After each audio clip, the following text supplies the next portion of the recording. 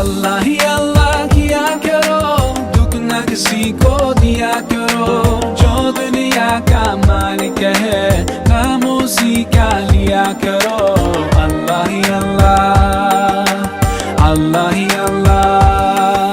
Assalamualaikum, selamat pagi. InsyaAllah hari ini dua orang pelajar kami akan terbang ke Mesir, menaiki Emirates dan dijangka akan sampai esok, InsyaAllah. Bersama Cik Nabila dan juga Cik Farhana, kami sedang tunggu pelajar untuk check-in luggage.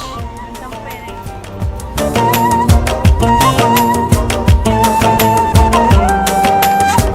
Just like a sunrise can't be denied. No. Assalamualaikum. Baiklah sikit. Always there, and I know without a doubt that you always hear my prayer. सच की राह पे चला करो, दुख ना किसी को दिया करो, जो दुनिया का मालिक है काम उसी का लिया करो। Hai Ustazah Bella. So kita dah settle untuk Timbang beg dah settle. Timbang beg dah settle. Kita nak check in beg lah. Jom. काम उसी का लिया करो। अल्लाह ही अल्लाह, अल्लाह ही अल्लाह।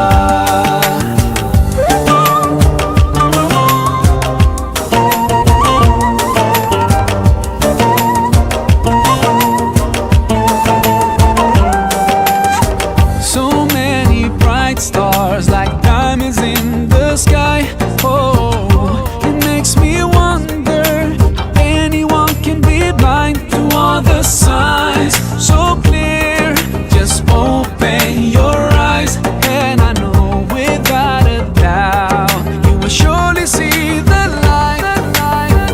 तेरी दुनिया तेरी ज़मीन ये कहकर शान है तू है करीम मेरे मौला सुन ले दुआ हम बेबस है तेरे बिना रोशन कर जमा ऐसा जुल्म न किया करो, दुख न किसी को दिया करो, जो दुनिया का मालिक है काम उसी का लिया करो।